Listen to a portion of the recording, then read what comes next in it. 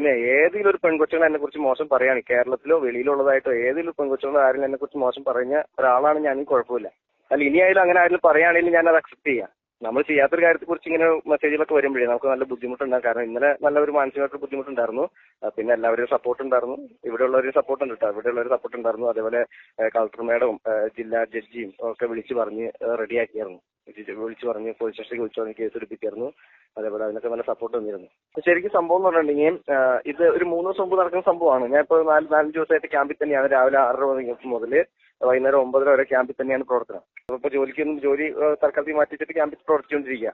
അപ്പോൾ ആ സമയത്ത് കഴിഞ്ഞ 3 ദിവസം മുമ്പ് ആരോ എൻ്റെ പേരിൽ എൻ്റെ വാട്സപ്പിൻ്റെയോ ഫേസ്ബുക്കിൻ്റെയോ പ്രൊഫൈൽ ഫോട്ടോ എടുത്തിട്ട് എൻ്റെ സ്വന്തം പേരിൽ റിജോ പോൾ എന്നുള്ള എൻ്റെ പേരിൽ ഒരു ഇൻസ്റ്റാഗ്രാം അക്കൗണ്ട് ഉണ്ടാക്കിയിട്ട് അതിൽ നിന്ന് പല ഇൻഫ്ലുവൻസേഴ്സിൻ്റെ ഭാര്യമാർക്ക് മോശം മെസ്സേജ് അയച്ചു. അത് ആദ്യം എന്നെ വിളിച്ചു പറഞ്ഞു. അങ്ങനെ നമസ്കാരം. ഇനിയും തിരിച്ചു പിടിക്കാനാകാത്ത നഷ്ടങ്ങളുടെ നടുക്കയത്തിൽ നടുങ്ങിത്തരിച്ചു നിൽക്കുകയാണ് വയനാട്ടിൽ ഉരുൾപൊട്ടൽ ദുരന്തത്തിലുണ്ടായ എല്ലാ വിഭാഗം മനുഷ്യരും.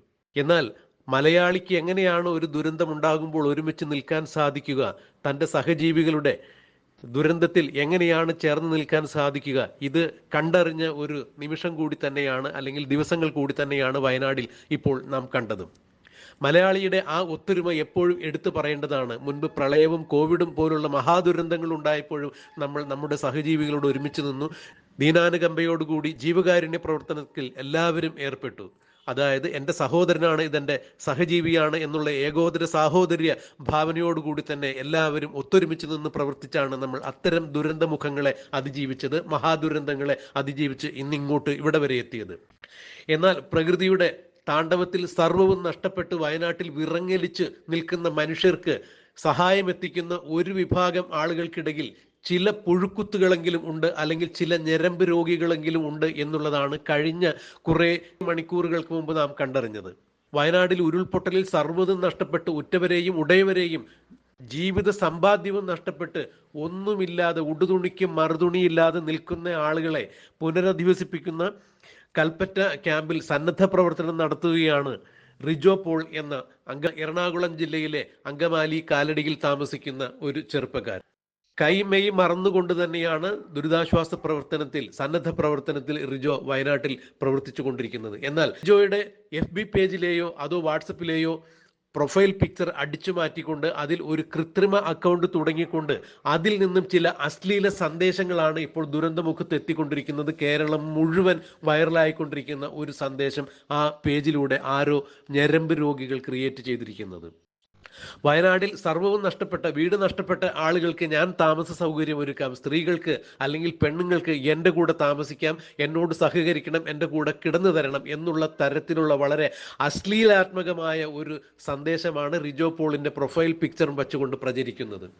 ഇത് ഏതാണ്ട് ഇതിനോടകം തന്നെ 50 ലക്ഷത്തിലധികം പേർ കണ്ടു കഴിഞ്ഞു എന്ന് പറയുമ്പോൾ എന്താണ് നമ്മുടെ കേരളത്തിൽ നടക്കുന്നത് എന്നുള്ളത് നമ്മൾ ആലോചിച്ച് നടുങ്ങിത്തരിച്ചു നിൽക്കുന്നു. ബഹുമാനപ്പെട്ട മുഖ്യമന്ത്രി പിണറായി വിജയന്റെ ദുരിതാശ്വാസ നിധിയെക്കുറിച്ച് ചില സംശയാസ്പദമായ അഭിപ്രായങ്ങൾ രേഖപ്പെടുത്തിയതിന്റെ പേരിൽ മറുനാടൻ മലയാളി അടക്കമുള്ള ന്യൂസ് ചാനലുകൾക്കെതിരെ കേസെടുത്ത മുഖ്യമന്ത്രിയുടെ സൈബർ വിങ് ഇപ്പോൾ എവിടെയാണ് എന്നുള്ളതാണ് ചോദിക്കാനുള്ളത്. മുഖ്യമന്ത്രിയുടെ ദുരിതാശ്വാസ നിധിയെക്കുറിച്ച് സംശയാസ്പദമായ ചോദ്യങ്ങൾ ചോദിച്ചവരെ സാമൂഹിക കലാപമുണ്ടാക്കാൻ പ്രേരിപ്പിക്കുന്ന തരത്തിൽ പോസ്റ്റ് ഇട്ടു, പ്രചരിപ്പിച്ചു എന്നൊക്കെ പറഞ്ഞ് സൈബർ സെല്ലിനെ കൊണ്ട് കേസെടുപ്പിച്ച മുഖ്യമന്ത്രിയുടെ ആഭ്യന്തര വകുപ്പും ഇപ്പോൾ ഏത് മാളത്തിലാണ് ഒളിഞ്ഞിരിക്കുന്നത് എന്നാണ് സാധാരണക്കാർ ചോദിക്കുന്നത്. വയനാട്ടിൽ സർവ്വവും നഷ്ടപ്പെട്ട് കേരളം തന്നെ, ലോകം തന്നെ നടുങ്ങിത്തരിച്ചു നിൽക്കുന്ന ഒരു ദുരന്തമുഖത്ത് സന്നദ്ധ പ്രവർത്തനം നടത്തുന്ന ഒരു ചെറുപ്പക്കാരന്റെ പ്രൊഫൈൽ പിക്ചർ അടിച്ചു മാറ്റിക്കൊണ്ട് അയാളുടെ പേരിൽ ഒരു വ്യാജ അക്കൗണ്ട് തുടങ്ങി അശ്ലീല സന്ദേശം പ്രചരിപ്പിക്കുന്ന ഈ പകൽമാന്യനെ കണ്ടെത്താൻ എന്തുകൊണ്ടാണ് മുഖ്യമന്ത്രിയുടെ സൈബർ പോലീസിന് ഇതുവരെയും കഴിയാതെ പോയത് എന്നുള്ളത് തന്നെയാണ് ഉയർന്നു വരുന്ന ചോദ്യം. സർവ്വതും നഷ്ടപ്പെട്ടിരിക്കുന്ന മനുഷ്യനെ, അവന്റെ ആത്മാഭിമാനത്തെ പോലും ചോദ്യം ചെയ്യുന്ന, അവഹേളിക്കുന്ന, പരിഹസിക്കുന്ന രീതിയിൽ തന്നെയാണ് ഇങ്ങനെ ഒരു കമന്റ് വന്നിരിക്കുന്നത്. വയനാട്ടിലെ നമ്മുടെ അമ്മമങ്ങന്മാരുടെ മാനത്തിന് വില പറഞ്ഞ ഇവനെ ഏത് തരത്തിൽ കണ്ടെത്തിയും ശിക്ഷിക്കേണ്ടതായിട്ടുണ്ട്. ഇത് മാതൃകാപരമായി തന്നെ ശിക്ഷിച്ചില്ല എന്നുണ്ടെങ്കിൽ നാളെ ഇതിലും വലിയ പ്രശ്നങ്ങൾ അവിടെ ഉണ്ടാകും. കഴിഞ്ഞ ദിവസം മുലപ്പാൽ നൽകുന്ന വിഷയവുമായി ബന്ധപ്പെട്ട് വളരെ മ്ലേച്ഛകരമായ കുറേ കമന്റുകൾ കുറേ ആളുകൾ ഇടയുണ്ടായി. അവർക്കെതിരെ ശിക്ഷണ നടപടികളും സൈബർ വിഭാഗത്തിന്റെ ഭാഗത്തു നിന്നുള്ള അന്വേഷണങ്ങളും ആരംഭിച്ചിരിക്കുന്നു എന്നുള്ളതാണ് അറിയാൻ സാധിക്കുന്നത്. എന്നാൽ എങ്ങനെയാണ് ദുരന്തമുഖത്ത് നിൽക്കുമ്പോൾ ആളുകൾക്ക് ഇത്തരത്തിൽ ചിന്തിക്കാൻ സാധിക്കുന്നത് എന്ന് മനസ്സിലാക്കാൻ കഴിയുന്നില്ല. ഓരോ മനുഷ്യനും അവന് കാൽച്ചുവട്ടിലെ മണ്ണിളകിപ്പോയി ഇനി ഒന്നും തന്നെ ഇല്ല, ശൂന്യതയിലേക്ക് നോക്കി നിൽക്കുമ്പോൾ എന്താണ് ചെയ്യേണ്ടത്, എങ്ങനെ ജീവിക്കേണ്ടു, ജീവിതത്തിനും മരണത്തിനും ഇടയിൽ പെട്ടു നിൽക്കുന്ന ആളുകളെ ഇത്തരത്തിൽ അവരുടെ ആത്മാഭിമാനത്തെ പോലും അവഹേളിക്കുന്ന തരത്തിൽ പോസ്റ്റുകൾ ഇടുന്നവൻ ഒരു കാരണവശാലും മലയാളിയല്ല, അല്ലെങ്കിൽ അവന് മലയാളിയുടെ സംസ്കാരം അവകാശപ്പെടാൻ യാതൊരു തരത്തിലും അർഹതയില്ല എന്ന് വേണം ഇതിലൂടെ മനസ്സിലാക്കാൻ. എന്തായാലും മുഖ്യമന്ത്രിയുടെ ദുരിതാശ്വാസ വിഭാഗത്തെ വിമർശിച്ചുകൊണ്ട് പോസ്റ്റിട്ട ആളുകളെ കണ്ടെത്തുവാൻ സൈബർ സെല്ല് കാണിച്ച ജാഗ്രതയുടെ 1000-1 ഇക്കാര്യത്തിൽ ഉണ്ടാകും എന്ന് തന്നെ നമുക്ക് പ്രതീക്ഷിക്കാം. വയനാട്ടിലെ ഉരുൾപൊട്ടലിൽ ദുരന്തമുഖത്ത് സന്നദ്ധ പ്രവർത്തനം നടത്തുന്ന റിജോ പോളിന്റെ നമ്പർ സംഘടിപ്പിച്ച് ഒരു മാധ്യമം അദ്ദേഹത്തെ വിളിക്കുകയുണ്ടായി. എന്താണ് ഇക്കാര്യത്തിൽ സംഭവിച്ചത് എന്ന് റിജോ പോളിനോട് ചോദിച്ചപ്പോൾ കൃത്യമായി തന്നെ റിജോ പോൾ മറുപടി പറയുകയുണ്ടായി. ഇത് എന്റെ ശ്രദ്ധയിൽപ്പെട്ടിരുന്നില്ല, മറ്റ് എൻ്റെ കൂട്ടുകാർ, എൻ്റെ നാട്ടിലുള്ളവർ തന്നെയാണ് എനിക്ക് ഇത്തരം വാട്സപ്പ് സന്ദേശം അയച്ചു തന്നത്, ഇങ്ങനെ ഒരു സംഭവം നടക്കുന്നുണ്ട് എന്ന് പറഞ്ഞു. അതിനുശേഷമാണ് ഞാനും ഇത് കാണുന്നത് എന്നാണ് റിജോ പോൾ പറഞ്ഞത്.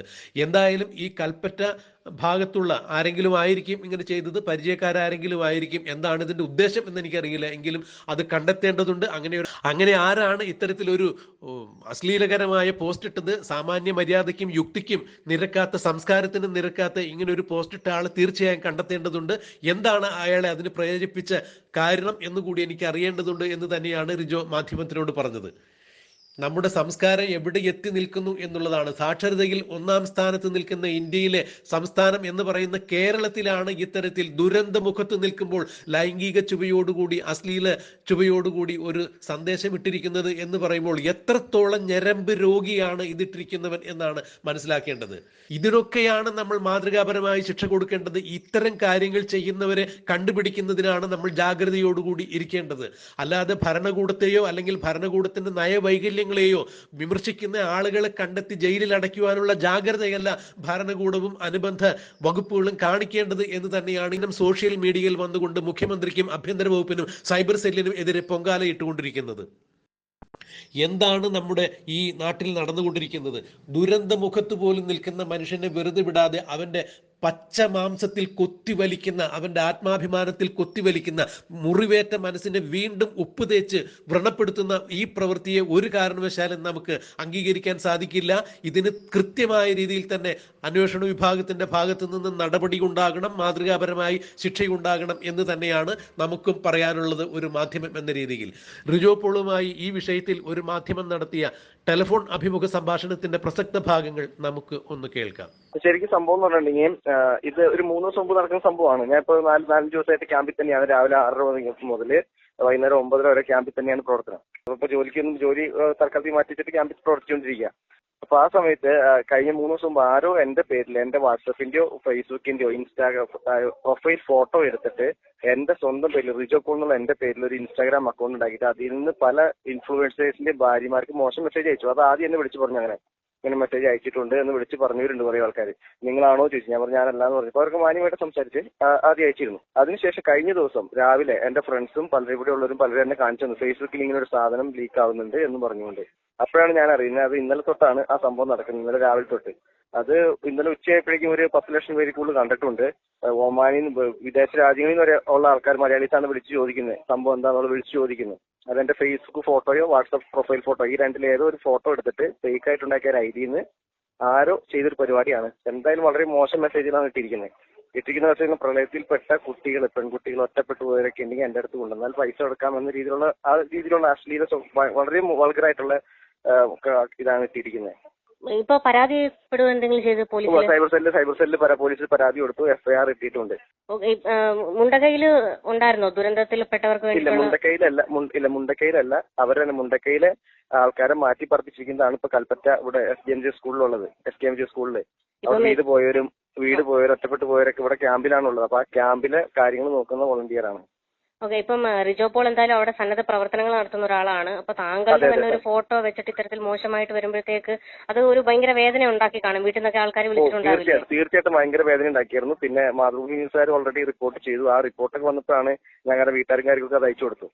അപ്പോഴാണ് എനിക്ക് കാരണം നാട്ടുകാരും വീട്ടുകാരൊക്കെ സപ്പോർട്ടാണ്. അവർ പറഞ്ഞു നീ ധൈര്യമായിട്ടിരിക്കട, കുഴപ്പമൊന്നുമില്ല. പിന്നെ എന്റെ വീട് എറണാകുളമാണ്. എറണാകുളം അങ്കമാലി കാലടിയാണ് ശരിക്കും വീട്. അപ്പൊ ഞാൻ അവിടെ നിന്ന് വയനാട് വന്ന് മാറി താമസിക്കുന്ന വ്യക്തിയാണ്. വീട്ടുകാരും നാട്ടുകാരൊക്കെ വിളിച്ച് പറയണേ നീ അവിടെ നിന്ന് ഇങ്ങോട്ട് പോരെ, കാരണം അവിടെ പരിചയമില്ലാത്ത ആൾക്കാരല്ലേ, ആരും ഉപദ്രവിച്ചാലെന്നൊക്കെ പേടി അവർക്കുണ്ട്. പേടിയില്ലല്ലോ, നാട്ടിലാവുമ്പോൾ അറിയാവുന്ന ആൾക്കാരാണല്ലോ. അതെ, ഷെയർ ചെയ്ത് പോകുമ്പോൾ ആൾക്കാരിപ്പം അത് തെറ്റാണോ ശരിയാണോ എന്നൊന്നും അന്വേഷിക്കുന്നില്ലല്ലോ. അതെ, നാട്ടിലാവുമ്പോൾ അറിയാവുന്ന ആൾക്കാരായതുകൊണ്ട് കുഴപ്പമില്ല. അവരെന്നോട് പറയുന്നത് നാട്ടിൽ വാ എന്ന് പറയുന്നവരുണ്ട്. അപ്പൊ നാട്ടുകാർ തന്നെയാണ്, നാട്ടുകാരും നാട്ടിലുള്ള ആൾക്കാരൊക്കെ പറയുന്നതാണ് ഷെയർ ചെയ്ത് തന്നെ സംഭവങ്ങളുണ്ട് ശ്രദ്ധിക്കണം എന്ന് പറഞ്ഞ് ഷെയർ ചെയ്ത് തന്നെ. പിന്നെ ഇവിടെ ഉള്ളൊരു സപ്പോർട്ടാട്ടോ. ഇവിടെ ഉള്ളവരും ഇപ്പൊ 2 ഗ്രൂപ്പുകാർ കൂടെ ഞങ്ങൾ ചേർന്നാണ് പോകുന്നത്. FCM എന്ന് പറഞ്ഞ ഗ്രൂപ്പും അതേപോലെ ക്ലബ് എംപി എന്നൊരു ഗ്രൂപ്പിന്റെ കൂടെ ഞങ്ങൾ ചേർന്നാണ് ഇവിടുത്തെ കാര്യങ്ങൾ നോക്കുന്നത്. അപ്പൊ അവരൊക്കെ ഭയങ്കര സപ്പോർട്ടാണ്, അതുകൊണ്ട് കുഴപ്പമില്ല.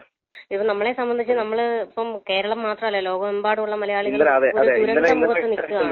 ഇന്നലെ നല്ല ടെൻഷൻ ഉണ്ടായിരുന്നു. കാരണം ഈ മാതൃഭൂമി ന്യൂസ് വന്നപ്പോ പിന്നെ എനിക്ക് പറയാൻ അയച്ചു കൊടുക്കാൻ ഒരു കാരണം ഇതായതുകൊണ്ട് പിന്നെ വലിയ കുഴപ്പമില്ല. ഇങ്ങോട്ട് പറയുന്നത് ഇങ്ങനെ സംഭവം ഉണ്ടെന്ന് പറയുമ്പോഴേക്കും നമുക്ക് അയച്ചു കൊടുക്കാനായിട്ട് ഇതുള്ളതുകൊണ്ടേ അവരത് പിന്നെ ഷെയർ ചെയ്ത് പോകുന്നുണ്ട്. പക്ഷെ മറ്റേത് ഒരു 50 ലക്ഷത്തിക്കുള്ളിൽ ഇപ്പൊ ആൾക്കാർ കണ്ടിട്ടുണ്ടെന്ന് തോന്നുന്നു. നെഗറ്റീവ് ന്യൂസിനാണല്ലോ കൂടുതൽ റീച്ച് ഉണ്ടാവുക. പോസിറ്റീവ് ന്യൂസ് ഷെയർ ചെയ്യുന്ന ആൾക്കാരുണ്ട്. ഇപ്പൊ നെഗറ്റീവ് ന്യൂസ് ഷെയർ ചെയ്തവർ തന്നെ പോസിറ്റീവ് കണ്ടാലും ഷെയർ ചെയ്യാത്തവരും ഉണ്ടാവും. മറ്റേ ഷെയർ ചെയ്തവരായിരിക്കും, ഇത് ഷെയർ ചെയ്യാത്തവരുണ്ട്. അതുകൊണ്ട് നല്ല റീച്ച് മറ്റേതിനുണ്ട്. കാരണം എന്നാലും കുഴപ്പമില്ല, പരിചയക്കാർക്കൊക്കെ എന്തായാലും മനസ്സിലായിട്ടുള്ള ഒരു ആശ്വാസം എനിക്കുണ്ട്. അതെ, നമ്മൾ ഇത്രയും വലിയൊരു ക്രൈസിസിൽ നിൽക്കുമ്പോൾ ഇങ്ങനെ ചെയ്യുന്ന ആൾക്കാര് അവരോട് എന്താണ് റിജോയ്ക്ക് പറയാനുള്ളത്?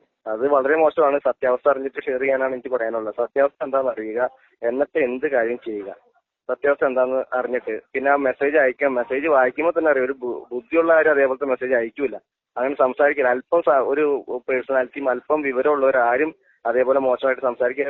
പിന്നെ ഏതെങ്കിലും ഒരു പെൺകൊച്ചുങ്ങൾ എന്നെ കുറിച്ച് മോശം പറയാണ്, കേരളത്തിലോ വെളിയിലുള്ളതായിട്ടോ ഏതെങ്കിലും പെൺകൊച്ചുങ്ങൾ ആരും എന്നെ കുറിച്ച് മോശം പറഞ്ഞ ഒരാളാണ് ഞാൻ, കുഴപ്പമില്ല. അല്ല ഇനിയായാലും അങ്ങനെ ആരും പറയുകയാണെങ്കിൽ ഞാൻ അത് അക്സെപ്റ്റ് ചെയ്യാം.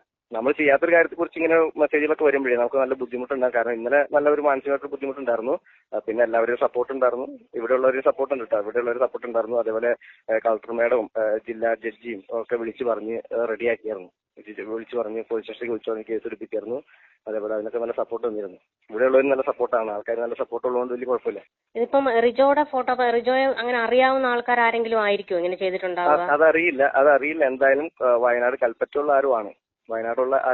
കാരണം എന്റെ നാട്ടുകാർക്ക് അറിയില്ല ഞാൻ വയനാടാന്ന് മാത്രമേ അറിയുള്ളൂ. എന്റെ വീട്ടുകാർക്ക് കൽപ്പറ്റയാണെന്ന് അറിയാം. കൽപ്പറ്റയിൽ എവിടെയാണെന്ന് പോലും അവർക്ക് അറിയില്ല. കാരണം ലോക്കൽ ഏരിയ വരെ സ്പെസിഫൈ ചെയ്തിട്ടാണ് ഇത്